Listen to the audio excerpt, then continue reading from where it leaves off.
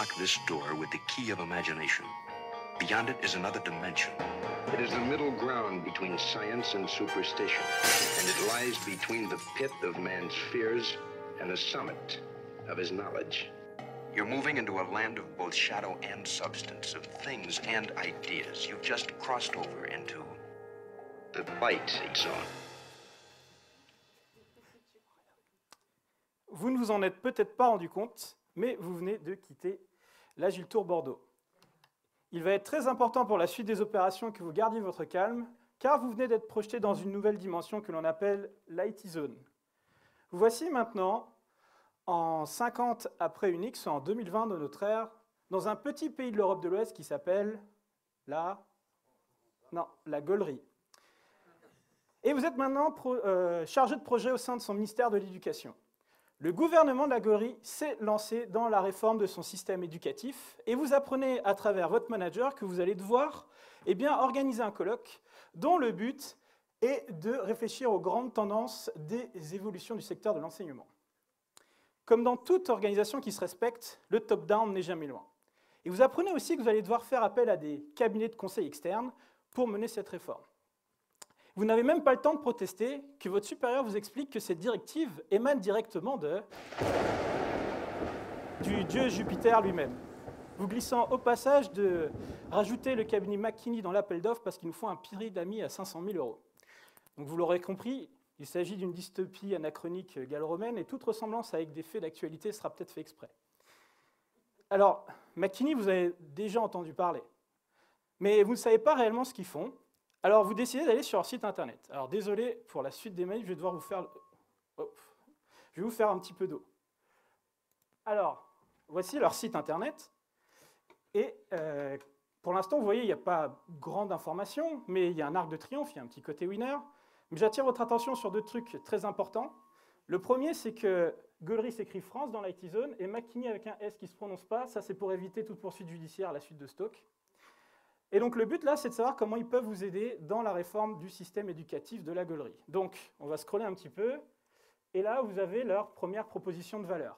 Ils nous expliquent qu'ils sont accélérateurs de l'innovation dans 200 domaines d'expertise, ce qui veut dire que c'est quand même un très gros cabinet de conseil.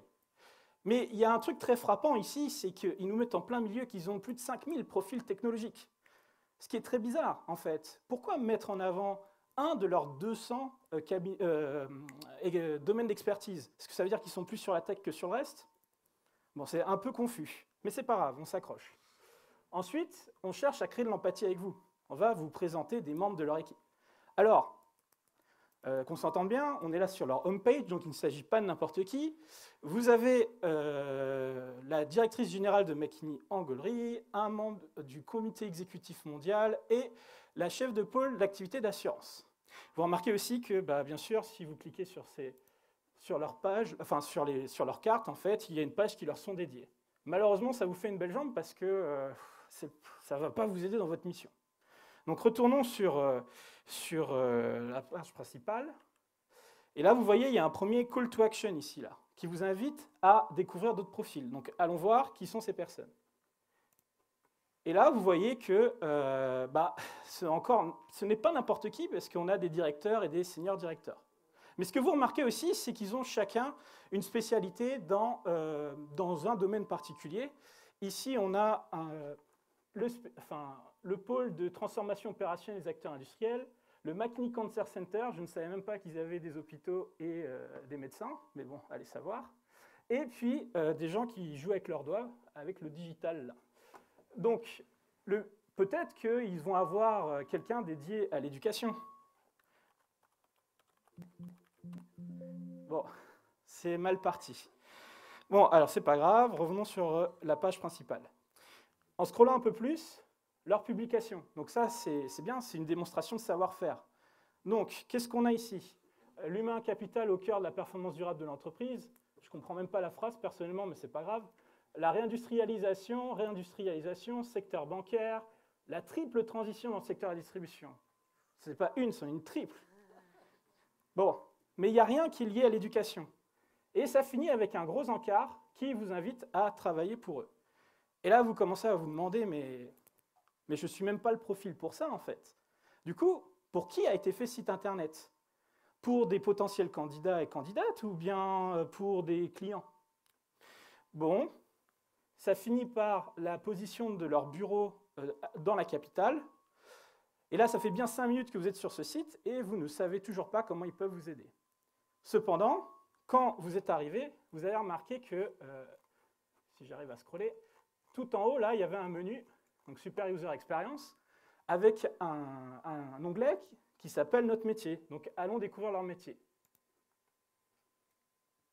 Si le réseau veut bien. Il semblerait que leur métier soit des grosses boules en 3D qui tournent. Ce qui va renforcer en fait ce sentiment qu'ils essayent d'avoir comment dire, un branding un peu technologique, alors que ce n'est pas du tout vos oignons, hein, vous travaillez dans l'éducation. Bon, cependant, il y a une petite flèche ici qui vous invite à scroller un peu plus. Vous étiez sur le point de lâcher l'affaire, mais allez, allons-y. Et qu'est-ce qu'on apprend? Ils ont une structure matricielle en termes d'organisation, avec des pôles de compétences sectorielles et des pôles de compétences fonctionnelles. Encore une fois, ça vous fait une belle jambe. C'est un truc qui ne vous sert pas beaucoup. Mais enfin, en creusant beaucoup ici, vous voyez qu'il y a une page qui est dédiée à l'éducation. Et là, on a bien, leur proposition de valeur, avec le témoignage de leurs clients, leurs publications, et pour finir, comme on ne change pas une formule qui gagne, les membres de ce pôle. Mais il s'agit ici que des partenaires, des senior partners, qui sont le haut de la chaîne alimentaire des consultants, les pauvres petits business analysts, vous n'allez même pas les retrouver là. Donc, en définitive, vous avez plus appris sur l'organisation de McKinney et son organigramme que sur la manière dont ils peuvent vous aider.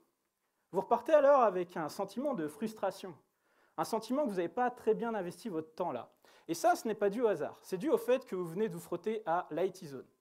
L'IT Zone, c'est un monde où science et croyance ne se mêlent pour ne faire plus qu'un, et qui est gouverné par des forces invisibles qui vont avoir de grandes influences sur ce que chacun va produire.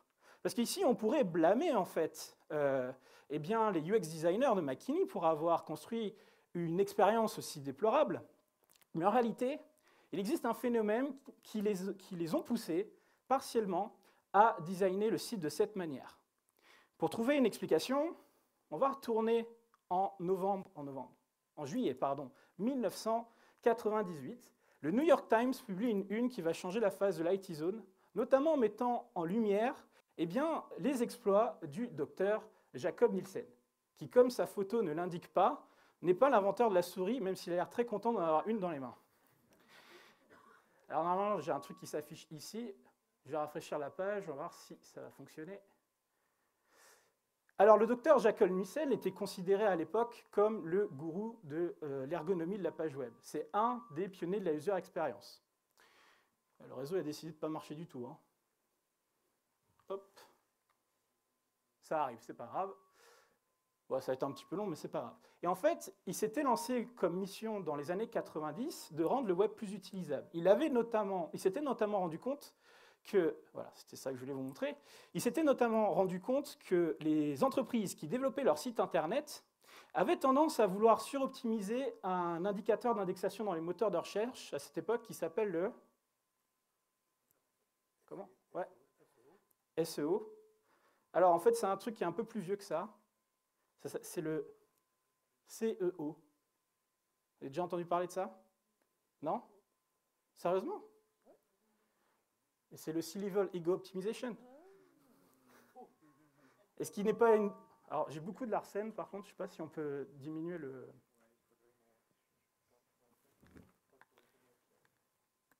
Je ne peux pas diminuer les niveaux d'ici? Bon, c'est pas grave. Sinon, je vais mettre le micro un petit peu plus bas. Ouais, on va essayer comme ça. Et donc, en fait, dans un article qu'il a écrit en 1997, qui s'appelle « Top 10 Mistakes of Web Management », son top numéro 3 est le fait de laisser la structure de son site refléter la structure de son organisation. Il dit que les utilisateurs ne devraient pas savoir comment votre compagnie est organisée, donc ils ne devraient pas être capables de déduire la structure de votre organisation à partir de la structure de votre site Internet. Et qu'un signe classique de site mal conçu, c'est lorsque sur la homepage, vous avez un bouton pour chacun des seniors vice-présidents de la compagnie, chose que vous n'êtes pas du tout de vivre maintenant en 2023. Il est rejoint dans ses observations par un autre pionnier de la user experience, le Dr Nigel Bevan, qui, en 1998 aussi, dans un papier qui s'appelle « Usability in Website Design », nous explique pourquoi les sites sont si frustrants à être utilisés, notamment parce que les organisations produisent souvent des sites dont le contenu et la structure reflètent les intérêts internes de l'organisation plutôt que les besoins de l'utilisateur. C'est pour ça que là, sur le site de McKinney, on vous met en gros que, ouais, on sait faire de la tech et on cherche des candidats et des candidates, alors que ce n'est pas du tout vos oignons. Donc depuis la fin des années 90, on sait que c'est un mauvais pattern. Mais qu'est-ce qui fait qu'encore aujourd'hui, on en est à produire ce genre de site internet? Alors que vous cherchez à en savoir plus, vous voici projeté une nouvelle fois dans une nouvelle époque de l'IT Zone, et vous êtes maintenant à Redmond, dans la région de Seattle aux États-Unis, en 38 après Unix, soit en 2008. Vous êtes maintenant directrice ou directeur marketing chez Microsoft, et vous êtes en train de peaufiner une stratégie pour booster les ventes de votre succès commercial de l'époque, Windows Vista. Pourquoi il y a des gens qui rigolent? Je ne comprends pas. C'est alors que votre boss déboule furieux dans votre bureau parce que l'un de vos concurrents vient de publier ce petit spot publicitaire. Hello, I'm a Mac. And I'm a PC, here with good news for anyone who's ever been frustrated by Vista. Oh, you're fixing the problem. No, I'm making them easier to live with my new line of calming teas. There's Crashy Time Chamomile, just the thing to soothe the nerves after a Vista-related crash. Or if Vista's making your applications run slow, there's Pomegranate Patience. Now, mornings are Raspberry Restart time for That's me. great, PC. Also afternoons, but We should move on. yes, let's move on, Mac, to my line of Vista stress-relieving bath salts. Alors c'est un vrai spot publicitaire qu'ils ont fait à l'époque, hein. Donc c'est une catastrophe. Votre concurrent, se moque des déboires de votre système d'exploitation. Car effectivement, là, c'est des plantages en série et des incompatibilités matérielles. Vos utilisateurs font le choix de revenir à Windows XP, votre OS précédent. Et même pour la première fois, une grosse partie d'entre eux vont à la concurrence de la pomme croquée. La pression est telle que vous êtes obligé de laisser les constructeurs d'ordinateurs de vendre de nouvelles machines sous Windows XP à la place de Vista.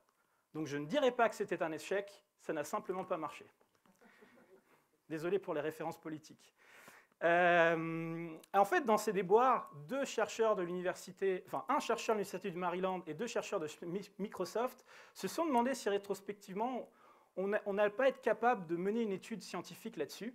Et donc, ils ont analysé les 50 millions de lignes de code que compose Vista, réparties dans plus de 3000 modules de Vista.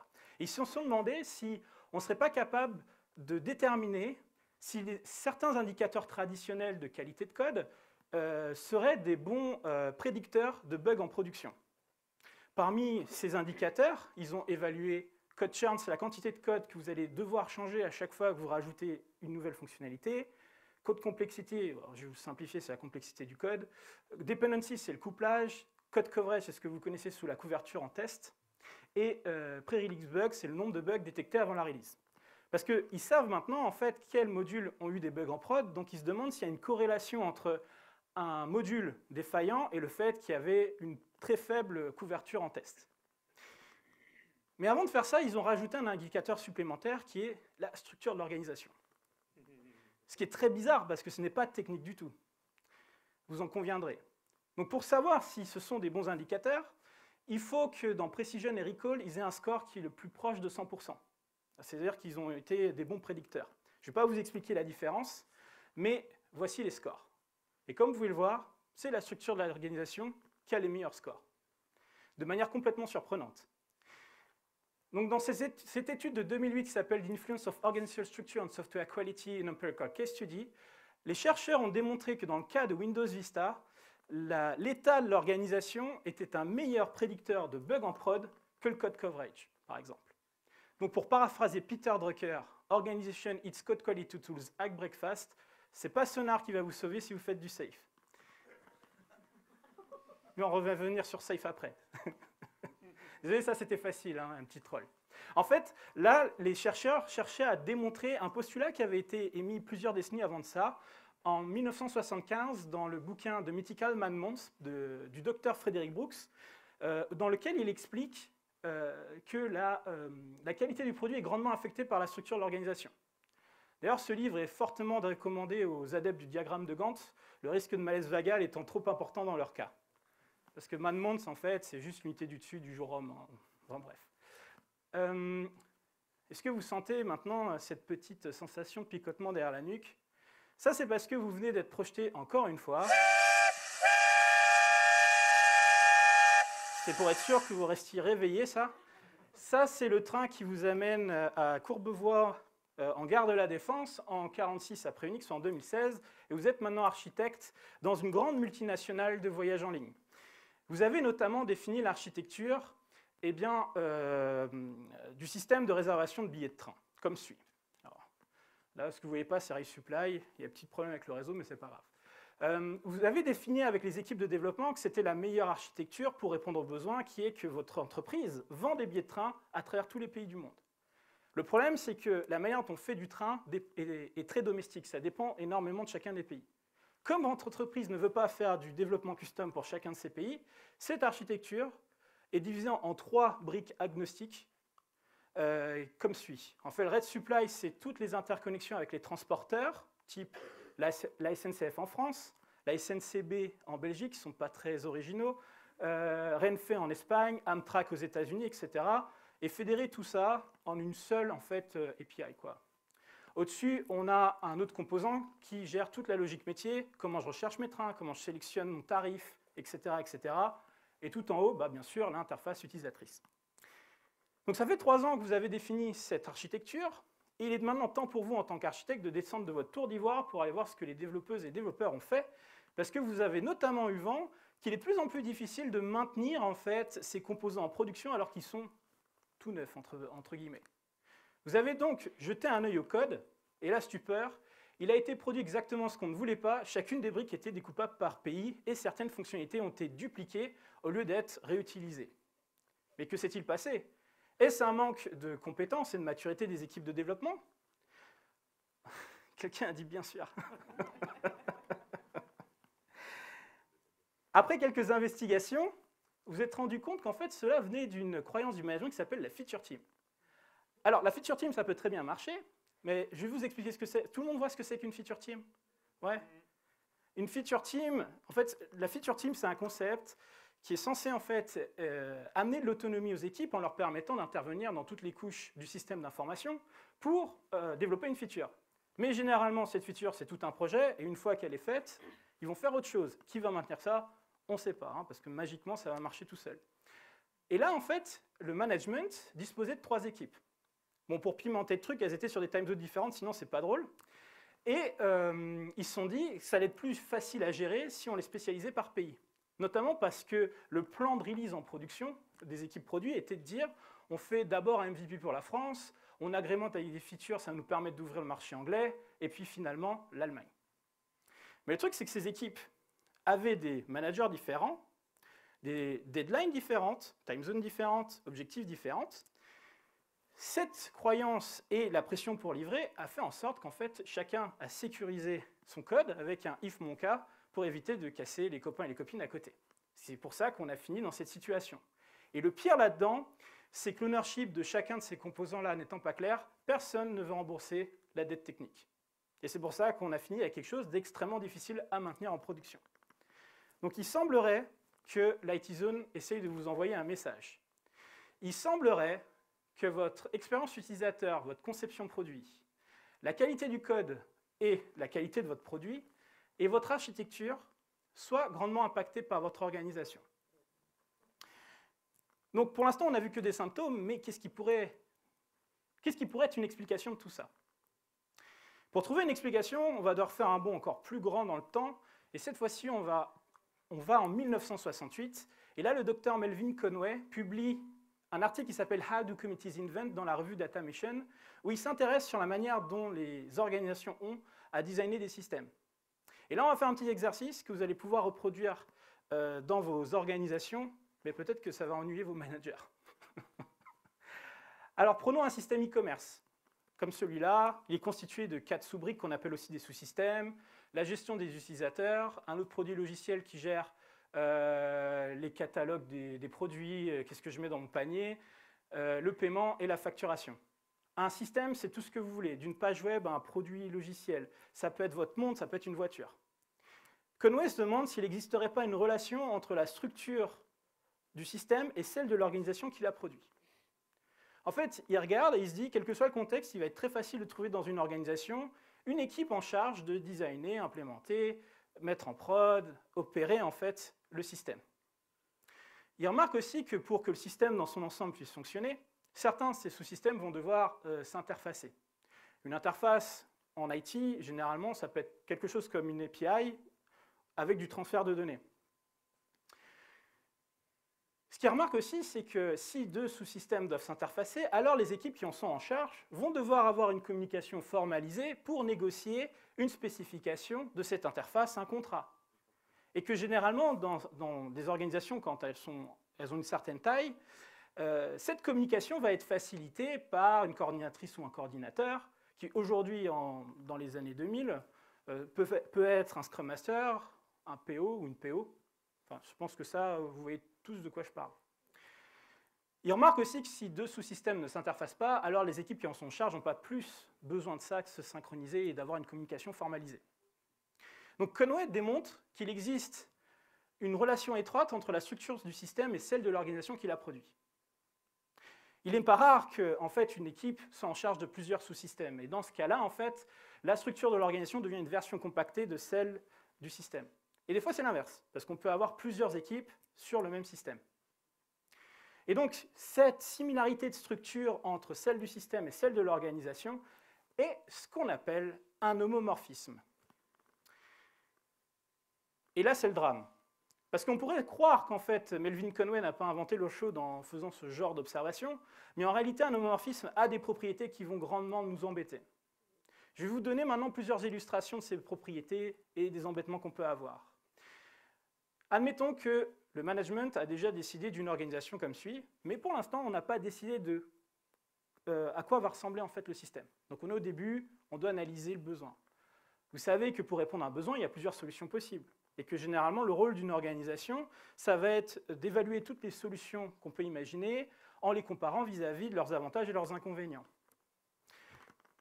Faisons comme si, pour répondre à leurs problèmes, il n'y avait que ces deux solutions. Nous, on est omniscients, eux, ils ne sont pas conscients de ça encore, ils vont devoir le découvrir. Et disons, et admettons que le deuxième ici, design, est le meilleur. Qu'est-ce qu'on remarque? Ici, il y a une interface entre user et billing qui n'existe pas au-dessus. Et là, on a un système checkout, un produit checkout qui n'existe pas au-dessus, mais les responsabilités ont été réparties entre shopping et paiement. La question maintenant à $1 million, c'est est-ce que cette organisation va être en mesure de découvrir et choisir le deuxième design qui est le meilleur? Si on regarde cette organisation, il n'y a pas de communication formelle entre les équipes user et billing, et il n'y a pas d'équipe checkout. Donc si on applique la règle de l'homomorphisme, en fait, cette organisation va plutôt choisir le premier design. Mais pourquoi? Parce qu'en fait, les équipes user et billing ne vont même pas avoir conscience qu'en discutant ensemble, elles vont être en mesure de découvrir une interface qui va permettre en fait, d'améliorer le design du système. Mais le pire, en fait, c'est l'équipe shopping et paiement. Parce que comment voulez-vous que ces équipes-là puissent envisager qu'il peut y avoir un produit logiciel à l'intersection de leurs deux scopes, alors que c'est le management qui a constitué leur scope, donc qui a polarisé leur manière de réfléchir. Et vous savez aussi, je pense que vous le voyez bien au jour le jour, qu'une organisation, c'est quelque chose qui n'est pas hyper flexible dans sa manière de communiquer, et ce qui fait qu'en fait, cette organisation va être contrainte de produire des systèmes qui sont à son image. Et plus une organisation est grosse, malheureusement, plus ce phénomène sera prononcé. Ce qui veut dire que le fait même de choisir une organisation veut dire qu'on a fait des choix de design de manière explicite ou non. Ce qui veut dire aussi que le fait même de choisir une organisation va mécaniquement limiter le champ des solutions possibles, excluant potentiellement des solutions pouvant être meilleures. Si ça vous paraît un peu abstrait, Conway donne l'exemple, dans les années 60, d'une structure composée de 8 personnes qui devaient construire un compilateur COBOL et un compilateur ALGOL. COBOL et ALGOL sont des langages de programmation, et un compilateur, c'est un programme qui permet de transformer du code source en langage machine pour créer le programme exécutable. Comme cette organisation avait des soucis de budget et de timing, ils ont décidé de les séparer en deux groupes, 5 personnes sur le compilateur COBOL et 3 sur le compilateur ALGOL. Le résultat a été que le compilateur COBOL s'exécutait en 5 phases et le compilateur COBOL en 3, alors que c'est à peu près les mêmes programmes. Alors tout le monde ne partage pas cette observation. En 1996, Tom Cheetham explique que si vous demandez à 5 personnes de faire un compilateur COBOL, il s'exécutera en 4 phases au lieu de 5, simplement parce que quelqu'un doit bien faire le manager. Alors, en fait, ce n'est pas le cadet de nos soucis, en fait, malheureusement. Parce que Conway explique un truc qui est encore plus préoccupant. Généralement, au début d'un projet, je pense que vous le savez, on ne met pas beaucoup de gens dessus parce qu'on évite qu'ils se marchent dessus, on ne sait pas encore trop où ça va. Donc, mettons, là, on a mis 2 personnes dessus pour l'instant. Mais généralement, un manager n'est pas très loin. Et un manager sait qu'on va lui reprocher une faute de management s'il rate sa deadline et qu'il n'a pas employé toutes les personnes dont il avait à sa disposition. Donc, ça va créer une forme de pression sur les designers initiaux qui préféraient peut-être continuer à se battre avec la complexité du besoin, la réduire pour trouver une solution, plutôt que de devoir déléguer à des gens supplémentaires, qui va fragmenter leur compréhension du problème et le savoir. Mais généralement, comme le management juge qu'il est trop difficile de procéder ainsi, ils ne vont pas avoir le choix, mais ils vont devoir déléguer à des renforts, eux-mêmes renforcés, pour maximiser les chances d'atteindre la deadline. Ça, selon Conway, c'est dû à une forte croyance que l'effort de travail est quelque chose de linéaire. C'est-à-dire qu'il y a des gens qui pensent que le travail de 2 personnes sur 4 mois, c'est équivalent au travail de 4 personnes sur 2 mois, et qui est cycle en V, diagramme de Gantt. Frédéric Brooks, pour se moquer de ça, dans son bouquin Mythical Man Months, explique qu'une grossesse humaine, ça prend 9 mois, quel que soit le nombre de femmes que vous assignez à la tâche. Et désolé pour cette référence, peut-être un peu maintenant, mais vous avez l'image, quoi. Mais revenons à notre organisation qui vient de grandement grossir. Je pense que vous le savez, en entreprise, il y a des règles managériales. On va vous expliquer double pizza team, un manager par équipe, peut-être pas plus de 2 équipes par manager. Et ces règles-là, RH, en fait, vont façonner une organisation. Mais là, ça veut dire qu'on va avoir une organisation avant même de savoir ce qu'on va produire. Et une fois que l'organisation existe, elle sera utilisée. Et comme on doit occuper tout le monde, eh bien, le besoin, il va se voir fragmenter et refragmenter pour que tout le monde ait une partie d'un truc analysé. Ce qui veut dire qu'en fait, ces intersections comme en gris ici, eh bien, ça va être très difficile pour ces équipes de s'en rendre compte, notamment parce que le management a créé des scopes qui vont agir comme des œillères. Et ces scopes-là, c'est ce qu'on appelle des silos. C'est pour ça que Conway explique qu'il n'existe pas de groupe de design qui est à la fois organisé et non biaisé. Ça va, ça? Ouais. Alors, il rajoute un truc qui peut paraître très bizarre, mais il explique que c'est très contre-intuitif, là, tout ce qui va se passer pour la suite. Mais il explique qu'en fait, la qualité de la communication s'est dégradée au moment même où il y a eu délégation. Pourquoi? Parce que les designers initiaux, comme ils ont déjà commencé à analyser, ce sont les sachants. Donc, qu'est-ce qu'on va leur demander quand il y a des renforts? Bah, transmettre leur savoir et prendre de la hauteur pour synchroniser un petit peu tout ça et leader le sujet. Mais ça va être au détriment de leur compréhension fine, en fait, du problème. Et en plus, maintenant, eh bien, imaginons qu'on prenne 2 personnes dans des équipes qui sont hiérarchiquement éloignées et que ces personnes doivent construire ensemble, déterminer ensemble un contrat d'interfaçage entre leurs produits. Eh bien, là, le processus de décision a été grandement compliqué. Parce que si ces personnes n'arrivent pas à se mettre d'accord, quelles sont les règles? Qu'est-ce qu'on demande? On remonte la chaîne de délégation. Et on va impliquer des personnes qui se sont éloignées en fait, de la compréhension du problème. Et si ces personnes-là n'arrivent pas à se mettre d'accord, on remonte encore, et cette fois-ci en appliquant potentiellement des personnes qui ne sont plus du tout techniques et qui vont devoir faire un choix en 1 heure sur des analyses qui ont été faites sur des semaines. C'est pour cela en fait qu'au bout d'un moment, dans les organisations, la structure de communication va tendre vers la structure hiérarchique, administrative, et ça, par effet homomorphique, va se refléter dans le système produit. C'est pour ça que selon Conway, généralement, les militaires ont tendance à créer des systèmes qui ressemblent à leur organisation. Alors, je ne sais pas s'il y a beaucoup de développeurs ici et développeuses qui connaissent COBOL, mais un programme COBOL, le langage COBOL, ça a été inventé par les militaires, et un programme, c'est organisé comme un régiment en division, en section, et notamment à cause de ça. Donc la structure des... Alors désolé pour le glitch là, mais c'est le réseau, c'est pas grave. Alors la structure des grands systèmes tend à se désintégrer pendant le développement, qualitativement plus que pour celle des petits systèmes. Et cette désintégration de la communication, en fait, Brooks la schématise très bien au sein d'une équipe. En fait, il explique que quand on avait 3 personnes, on avait 3 canaux de communication. Mais quand on est monté à 11 personnes, on n'est pas monté à 11 canaux, on est monté à 55 canaux de communication. Ce qui veut dire qu'en fait, l'effort de communication n'est pas linéaire, et par conséquence, l'effort de travail ne peut pas être non plus linéaire. On a vu aussi qu'un système imaginé par 11 personnes ne va pas ressembler du tout à un système imaginé par 3. Conway ajoute que par expérience, c'est son avis, mais il dit que 3 personnes bien choisies vous produiront un meilleur système que 11 personnes, notamment parce que toutes les hypothèses de parallélisation qui peuvent être vraies quand on épluche des pommes de terre partent en fumée quand vous designez des systèmes. Vous pouvez interchanger à chaque fois que je dis système par produit, c'est exactement la même chose. Et en fait, cette pratique qu'il peut y avoir souvent de rajouter de plus en plus de personnes pour maximiser ses chances d'atteindre la deadline va en fait faire grossir l'organisation vers sa forme bureaucratique avec des surcoûts de communication et de synchronisation. C'est pour ça que de manière contre-intuitive, Conway dit qu'au bout d'un moment, il va être nécessaire de restreindre la communication pour faire en sorte que les gens puissent faire leur travail.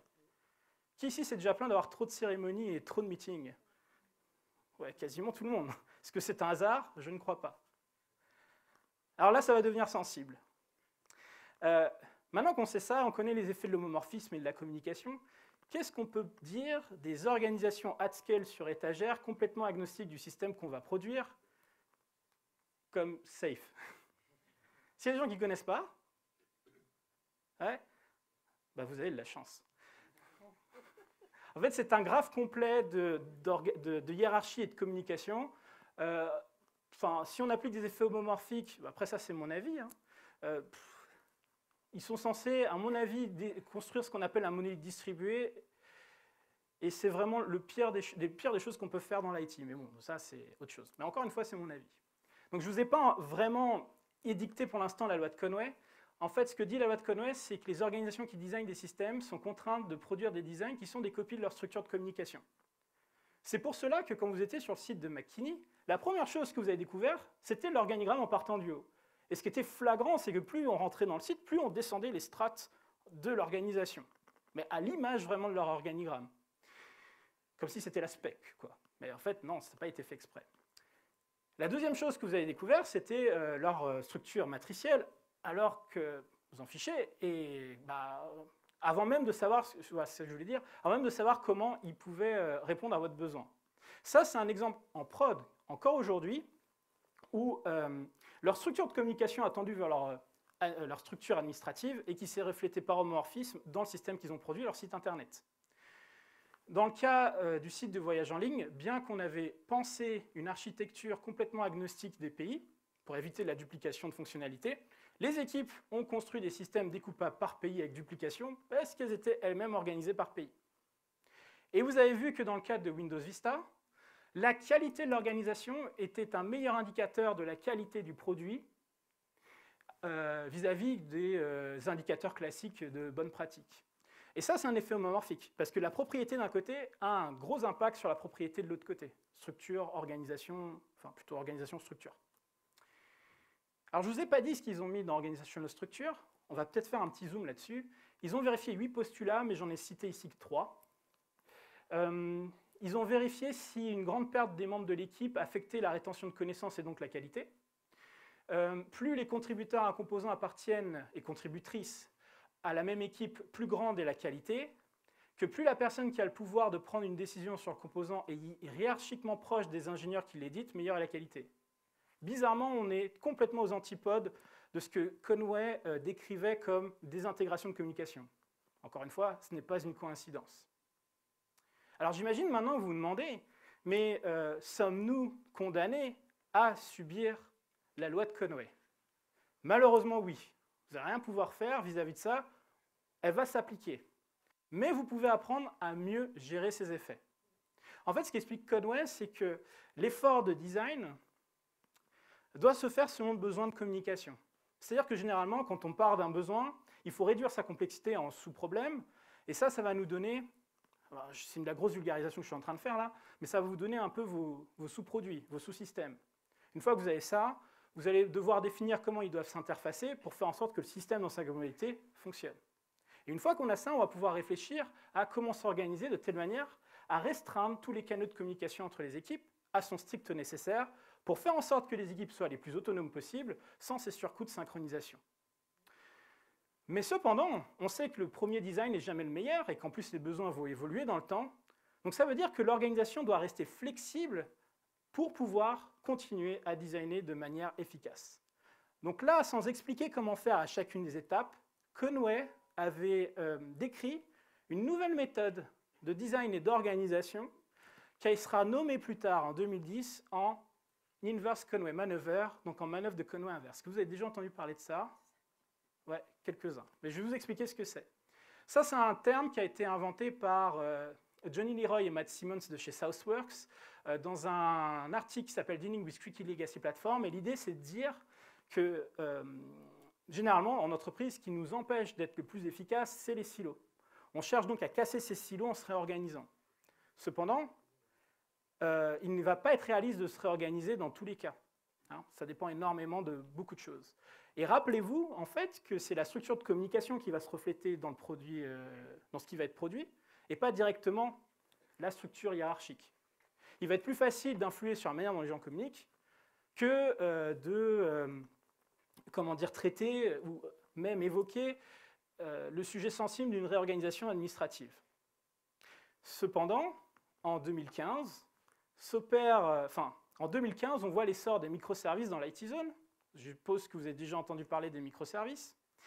Et là, on a James Lewis, Technical Director chez Southworks aussi, qui a eu cette drôle d'idée de dire qu'en fait, il faudrait plutôt que l'organisation se focalise sur une structure qui correspond à ce qu'il cherche à produire, plutôt que de demander des équipes déjà constituées de suivre une architecture sur le papier, parce que bizarrement, ça ne marche pas très bien.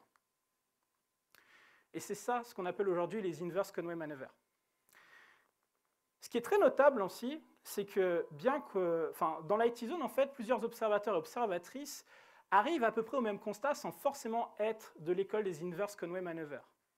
Cette fois-ci, on va aller du côté de Jan Bosch, qui est professeur au Chalmers University of Technology et ancien vice-président du Nokia Research Center, qui en 2017 écrit un article qui s'appelle Structure Its Strategy, dans lequel il présente le modèle BAPO. Est-ce que vous avez déjà entendu parler de BAPO? Oui. Alors le modèle BAPO, c'est très simple. Ça dit qu'il faut toujours commencer par chercher à savoir comment on va créer de la valeur pour nos utilisateurs et utilisatrices et comment on veut générer du revenu. C'est le B ici qui correspond à business. Et ça, c'est le point de départ. Une fois qu'on a ça, on va pouvoir définir l'architecture. Donc là, je parle d'architecture fonctionnelle dans un premier temps, et puis après l'architecture technique, qui répond à ce besoin. Et les choix technologiques qui vont permettre de répondre à ce besoin. Et une fois qu'on a cette architecture, on va pouvoir réfléchir aux process et aux outils qui vont nous permettre de réaliser ces architectures. Est-ce que j'ai besoin plutôt d'un marteau ou d'un tournevis, etc., etc. Et une fois qu'on a le B, le A et le P, on va être en mesure de déterminer quelles sont les compétences dont on a besoin et donc déterminer une organisation. Cependant, ce qui remarque, c'est que généralement, les entreprises, elles ne sont pas BAPO, mais plutôt OPAB. On part d'une organisation existante et par pure convenance, on va en déduire des process. On a Jean-Pierre depuis 10 ans qui est là, il est validateur, il va valider. On ne sait pas à quoi ça sert, mais il va valider. Et ça, en fait, ça va vous produire une architecture accidentelle, plutôt en fait drivée par le passé de l'entreprise que son futur, ce qui va grandement limiter nos capacités à faire du business et à innover. Et il était chez Nokia, donc il en sait quelque chose. Malheureusement. Désolé pour ce troll. Elle était facile. Non, mais en plus, non, il se base de son expérience quand même pour expliquer tout ça. Ce n'était pas non plus un troll. Hein. Mais d'ailleurs, il y a pas mal de papiers et des études sur ce qui s'est passé chez Nokia, et je vous invite à regarder si vous pouvez, parce que c'est hyper intéressant. Alors, ce qui est aussi très notable là, c'est que si on revient à Nigel Bevan, dans son papier, il nous donnait 5 étapes pour faire en sorte de ne pas tomber dans l'écueil d'avoir la structure de son organisation dans son site internet. Et ces 5 étapes, elles sont totalement mappables sur le modèle BAPO. Donc ici, eh bien, on a des étapes qui nous permettent de résoudre le problème sur une page web, mais qu'est-ce qu'on peut faire lorsqu'on design un produit logiciel dans son ensemble, ou même définir l'architecture d'un système d'information pour éviter les écueils de la loi de Conway? Eh bien, rassurez-vous, on dispose de plusieurs gemmes dans l'IT Zone qui vont nous permettre de traiter de tout ça. On va commencer par le Domain Driven Design, est-ce qu'il y en a qui ont déjà entendu parler de ça? Oui. Donc, il faut savoir qu'en 2003 s'opère une révolution avec la publication de ce bouquin par Eric Evans qui dit qu'il faut remettre le business au centre du développement logiciel, mais au centre même de l'implémentation logicielle, en fait. Il faut toujours partir de l'analyse du problème, en fait, avant de se lancer dans l'architecture et l'implémentation. Le domaine driven design va nous permettre de traiter du B et du A. Donc, le domaine driven design sépare deux espaces, l'espace du problème des espaces de solution. L'espace du problème, c'est le business, l'espace des solutions, c'est l'architecture. Et pourquoi il y a cette séparation? Parce qu'en fait, en tant qu'ingénieur, on a tous ce biais de déjà construire une solution dans notre tête quand quelqu'un nous explique son problème alors qu'il n'a même pas fini d'expliquer son problème. Du coup, on a déjà fait des choix, on dit « Ah, je vais faire du reste là », et puis la personne va dire « J'aimerais ça »,« Ah ouais, mais non, mais ça ne sera pas possible », parce qu'il est en train de mapper en fait sur ce qu'il a en tête. C'est pour ça qu'on sépare les deux. Il faut toujours analyser d'abord le besoin pour en déduire ensuite une solution. Et on va essayer de ne pas polluer. Ces analyses vont se faire au moyen des patterns stratégiques du domaine driven design. Et vous allez voir, c'est relativement simple. Enfin, je vais vous faire de la vulgarisation. La première étape, c'est d'analyser le besoin métier avec les expertes et les experts du domaine. Il n'y a pas besoin d'une organisation compliquée. On les met dans une salle avec des profils cross-fonctionnels, enfin cross-métier plutôt que cross-fonctionnels. Et on va faire en sorte que les personnes en fait, dialoguent ensemble pour voir en fait, quels sont les concepts métiers, leurs caractéristiques, les règles métiers, tout ça pour mettre en lumière tout le flux de création de valeur. Donc ça se fait au moyen d'un atelier de design émergent qui s'appelle un event storming qui a été théorisé par Alberto Brandolini. Je ne vais pas tout vous expliquer de cet atelier, mais c'est un atelier très puissant. Et en gros, l'idée, c'est de lister des des événements métiers qui sont importants dans le problème qu'on cherche à résoudre. On met ça sur des post-it, et puis après, on les ordonne sur une timeline, et là, vous avez un flux de création de valeur. Ce qu'on fait ensuite, c'est qu'on va commencer à regarder quels sont les concepts métiers qui vivent dans ces événements métiers. Et on va aussi analyser la manière dont ils évoluent sur la timeline. Il y en a certains qui vont commencer à disparaître ensemble, d'autres qui vont apparaître, d'autres qui vont revenir. Et ça va vous créer des espaces dans la timeline. Ces espaces, en fait, délimitent vos sous-produits logiciels, qu'on appelle aussi des sous-systèmes, et dans le langage du domaine driven design, des bandits de contexte, si vous avez déjà entendu ce mot-là. Et ça, c'est le point de départ pour commencer à parler d'une solution. Donc là, on a juste en fait nos sous-produits. Ensuite, on va devoir voir comment on architecture tout ça. Et là, on va faire un autre atelier qui s'appelle un context map, qui est le seul atelier d'architecture que je connais qui permet de prendre en considération les effets de la loi de Conway. Je ne vais pas tout vous expliquer, encore une fois, mais je vais vous donner une sensation de comment ça fonctionne. On liste tous les sous-produits logiciels, enfin, les sous-produits logiciels, oui, puis ensuite, on définit leur stratégie pas leur stratégie, mais leur besoin d'interfaçage. Ici, par exemple, vous avez une interface entre paiement et shopping, donc ça veut dire que pour pouvoir payer, il faut qu'on ait l'information de ce qui a été mis dans le panier. OHS, là, c'est un Openness Service, mais remplacez ça par API.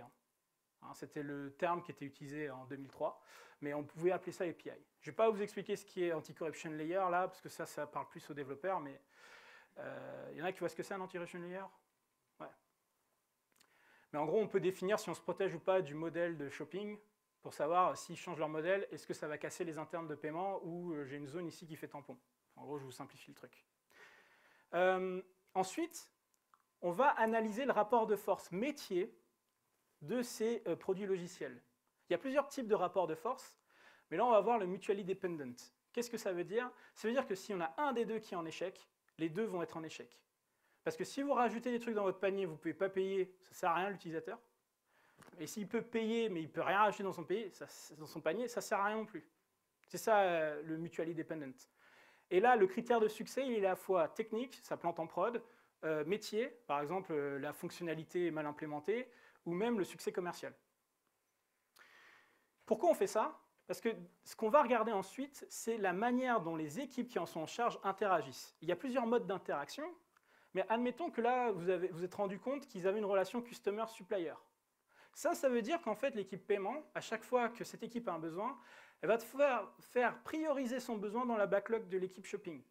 Et shopping va être en position d'arbitrage, potentiellement, et dire non, ça on fera plus tard, parce qu'on a d'autres personnes là en plus avec qui il y a des trucs à faire, etc.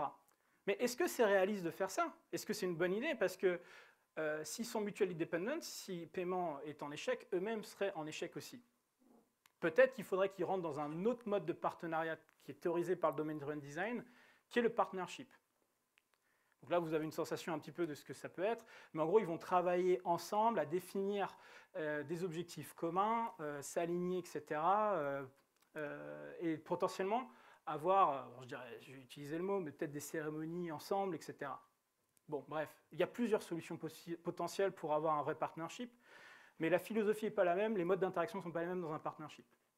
Et ça vous permet de voir s'il y a une orthogonalité entre la manière dont les équipes travaillent et les besoins métiers, en fait, et les relations de force métiers. Et c'est comme ça que vous allez pouvoir traiter, en fait, des effets de la loi de Conway. Cependant, le domain-driven design, ça ne va pas vous donner beaucoup de billes sur comment s'organiser. Il me reste 3 minutes. Pourquoi? Parce qu'en fait, ça ne va pas vous dire s'il faut mettre plusieurs équipes sur le même sous-produit logiciel, et ça ne va pas du tout traiter en fait, des équipes qui sont plus support sur la création de valeur, comme les Ops par exemple, qui traitent de ce qu'on appelle la complexité obligatoire. C'est des choses qu'on est obligé d'avoir, mais ce n'est pas les choses qu'on expose directement à nos utilisateurs. C'est en support de toute la création de valeur qu'on traite dessus. Et ça, le domain-driven design, il ne s'est pas vraiment traité.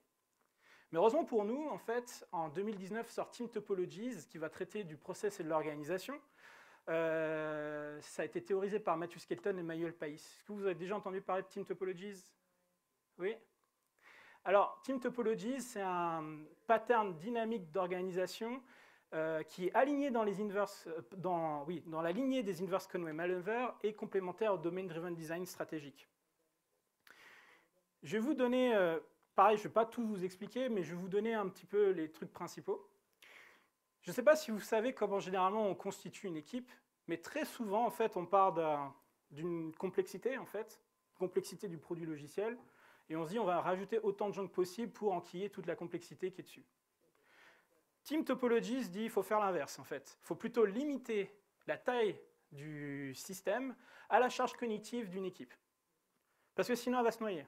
Sinon, elle ne va pas pouvoir travailler efficacement. Et la charge cognitive, en fait, inclut absolument tout de bout en bout, c'est-à-dire la capacité de designer le système, l'implémenter, le mettre en prod, le réaliser, etc. quoi. Et bien sûr, c'est l'équipe en entier. Hein. Je parle PO, Scrum Master, j'ai déjà dit développeur, Ops, etc. Hein. C'est tous les profils. Hein. Et ça veut aussi dire qu'il faut un ownership clair. Hein. Généralement, un système par équipe. Non, une équipe pour un système, pardon. Et de telle manière à ce que cette équipe ait assez de bandwidth pour pouvoir traiter toutes les problématiques du système. Il y a d'autres trucs hein, sur le process, c'est hyper intéressant parce qu'ils font la différence en plusieurs types de charges cognitives, mais je ne vais pas pouvoir tout vous expliquer, je vous invite à aller lire le bouquin qui est assez intéressant. Je vous ai parlé aussi de structure dynamique, mais pourquoi? Je vais vous illustrer ça un petit peu avec un use case. Revenons à nos équipes shopping et paiement, et disons qu'elles se sont rendues compte que ça frottait un peu sur leur interconnexion, et qu'il y a même certaines responsabilités qui ont été dupliquées de part et d'autre de leur interfaçage. Notamment, en fait, c'est ces fameuses responsabilités de checkout. Là, ce que dit Topologies, c'est qu'il devrait rentrer dans un autre mode d'interaction qui est la collaboration. Oui, j'enfonce une porte ouverte, mais c'est le vrai nom du truc. Et qu'est-ce que c'est que le mode de collaboration? C'est ce qui ressemble au partnership en fait, du DDD. C'est le fait que là, ils vont devoir traiter d'un problème qu'ils n'ont pas l'habitude de traiter, tout en continuant potentiellement à gérer leur propre système. Donc ça veut dire que pendant une phase, leur charge cognitive va grandement augmenter. Mais ça va leur permettre de travailler plus facilement ensemble pour trouver une solution à ce problème. Mais il faut faire en sorte que cette phase soit la plus courte possible, sinon ils vont se cramer. Parce qu'on a compris que c'était une augmentation de la charge cognitive, en fait, de faire du partnership entre équipes. Admettons qu'ils décident que c'est le meilleur système à produire maintenant. Enfin, c'est vers ça qu'il faut tendre. Là, l'idée, c'est de se dire, est-ce que le système checkout ici, qu'on va devoir construire, est-ce qu'il représente trop de charge cognitive pour l'équipe shopping ou l'équipe paiement, ou les deux, etc. En admettant que ce soit le cas, ça veut dire que théoriquement, il faudrait plutôt sortir une nouvelle équipe, parce que c'est trop de charge cognitive pour chacune des deux. Et là, ce qui est intéressant, c'est que comme on a les besoins d'interfaçage entre les systèmes ici, on va pouvoir entrer dans un autre mode d'interaction qui s'appelle X as a Service, qui veut dire que là, l'équipe shopping fournit un service à l'équipe checkout, notamment à travers une interface assez documentée pour que checkout puisse l'intégrer de manière la plus autonome possible, mais aussi avec tout un tas de process qui permet de recueillir en fait des évolutions de besoins, de check-out, les problèmes, etc. Mais de telle manière à ce qu'on a restreint au maximum les interactions. Mais à son strict nécessaire. Hein. On ne veut pas faire du draconien et que les gens ne se parlent plus, sinon on a créé des silos. Donc je ne vais pas tout vous expliquer, il y a 3 modes de collaboration et 4 typologies d'équipes. Je vous ai parlé des ops, ils sont généralement ici, dans les équipes plateformes, sauf si votre boulot c'est de faire de la mise au cloud. Là on est peut-être plus un peu là, mais ça c'est autre chose. Mais je vous invite à aller lire Team Topologies. En fait, vous pouvez aller sur leur site internet, teamtopologies.com, il y a plein de ressources intéressantes. Et pour information, ça c'est l'organisation de Docker qui a adopté Team Topologies. Alors, ils ont un peu changé la nomenclature parce que c'était assez illisible, ce truc-là, mais il y a des boîtes qui font ça. Donc, vous avez vu maintenant, avec ces nouveaux outils, le Domain Driven Design Strategic et Team Topologies, à travers du modèle BAPO, va être en mesure de faire une manœuvre de Conway inverse pour mieux gérer les effets de la loi de Conway. Si vous êtes dubitatif, en 2018 sort Accelerate, dont un de nos experts ici, Geoffrey, mais là il est en train de donner une conf, et si ça vous intéresse, vous pouvez lui en parler. C'est une étude scientifique sur plusieurs années qui est allée chercher quels sont les critères, en fait, quelles sont les propriétés qui permettent d'amener en corrélation en fait, l'excellence opérationnelle. Et cette étude en fait, amène son support sur l'efficacité des manœuvres de Conway inverse. Mais cependant, ce n'est pas une baguette magique, hein, comme l'explique Mathias Verras dans son article. En fait, changer votre organisation ne va pas vous garantir d'avoir le design espéré pour votre système. Surtout si le système est rigide à la modification. Hein, parce que ça va avoir, vous changez votre organisation, on ne peut rien changer techniquement derrière, ça va avoir un impact limité. En d'autres mots, changer votre organisation ne va pas corriger des problèmes de design si le système est rigide. Et donc ça veut dire qu'il va falloir mettre de l'effort sur le remboursement de la dette technique, l'assainissement du design pour le rendre plus flexible, avant de penser à faire une inverse Conway maneuver et le reste. La loi de Conway est une contrainte qui va s'appliquer sur tout ce qu'on fait. L'inverse Conway maneuver est un outil à notre disposition pour gérer ces faits sans être une silver bullet. Hein, c'est pas non plus, vous faites ça, c'est garanti que ça marche. Et rappelez-vous, hein, commencez par essayer de changer la communication inter-équipe avant de penser à faire une réorganisation. Si ça ne change rien, on peut éventuellement voir pour une réorganisation. Réorganisez pas toutes les 2 semaines, sinon vous allez cramer tout le monde, parce qu'en termes de change management, c'est impossible. Et les gens vont se fatiguer. Et si vous ne pouvez pas faire ni l'un ni l'autre, ça veut dire que vous allez faire des trade-offs sur votre architecture, et donc faire des trade-offs sur le business. Je m'appelle Julien Topsu, je suis tech coach chez Shodo, une ESN parisienne, nantaise et lyonnaise spécialisée dans le domaine Driven Design et Software Craftsmanship. Et dans ma grande montée, je vous ai ramené à l'Agile Tour Bordeaux. Mais restez alerte et faites attention à vos croyances, sinon vous risquez d'être bloqué à tout jamais dans l'IT zone. Merci.